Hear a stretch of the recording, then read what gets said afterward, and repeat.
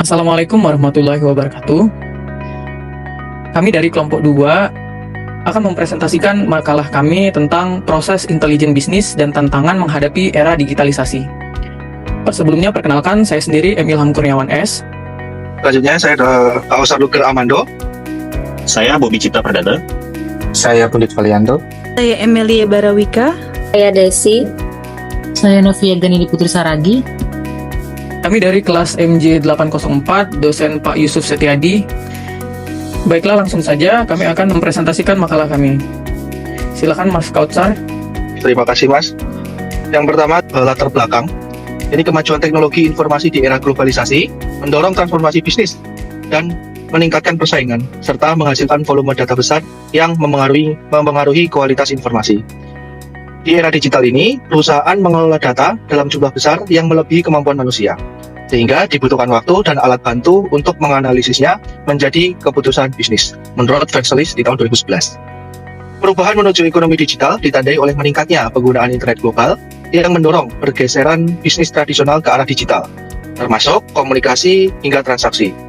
Hal ini menimbulkan tantangan sekaligus peluang bagi perusahaan yang mampu menganalisis kondisi tersebut, menurut Kartika 2019. Melanjutkan Mas Kausar tadi, jadi bisa kita lihat bahwa data pengguna internet dalam 5 tahun terakhir itu terus bertumbuh ya, selaras dengan persentase populasi dunia. Bisa kita lihat dari tahun 2020 yang hanya 4,6 miliar, itu sampai dengan 2024, data terakhir menunjukkan bahwa jumlah pengguna internet itu sebesar 5,5 miliar manusia. Sedangkan dengan itu juga pertumbuhan volume data global juga meningkat, yang awalnya 64,2, sampai dengan tahun 2025 itu sebesar 181. Nah, jadi manfaat dari bisnis intelligence ini, kalau menurut Ranjan, bisa memungkinkan kita atau perusahaan atau suatu unit organisasi itu bisa menghasilkan keputusan yang nantinya bisa menjadi sumber keuntungan. Contoh nyata dari keberhasilan penerapan bisnis intelligence bisa dilihat pada perusahaan Gojek. Gojek sukses bertransformasi dari layanan ojek online menjadi super app berkat penerapan bisnis intelligence.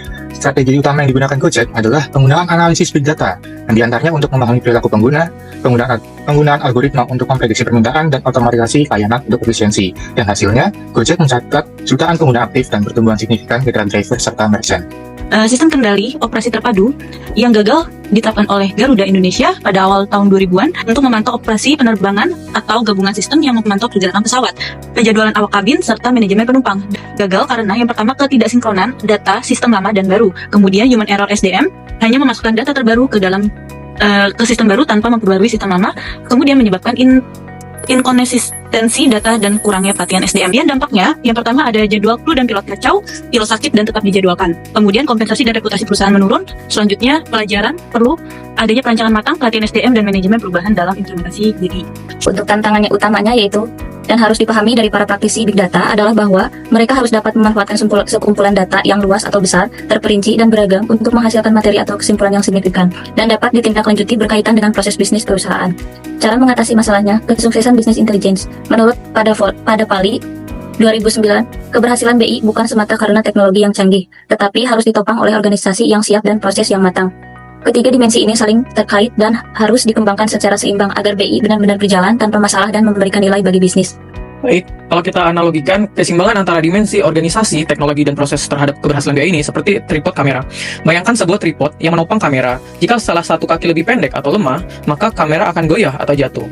Kaki pertama yaitu organisasi. Tanpa dukungan manajemen, budaya data, dan SDM yang kompeten, BI tidak akan digunakan dengan optimal sebagaimana tadi studi kasus pesawat Garuda. Kaki kedua, teknologi. Perangkat BI dan data yang bagus diperlukan, tapi tanpa dukungan manusia dan proses, nilainya pun tidak maksimal. Yang ketiga, yaitu proses. Walau organisasi dan teknologinya siap, tapi tanpa alur kerja yang jelas dan efisien, informasi tidak akan sampai ke pengambil keputusan. Kesimpulan yang bisa diambil, bisnis intelijen ini meningkatkan kinerja organisasi dengan mengubah data mentah menjadi wawasan strategis, sehingga mendukung efisiensi dan keunggulan kompetitif.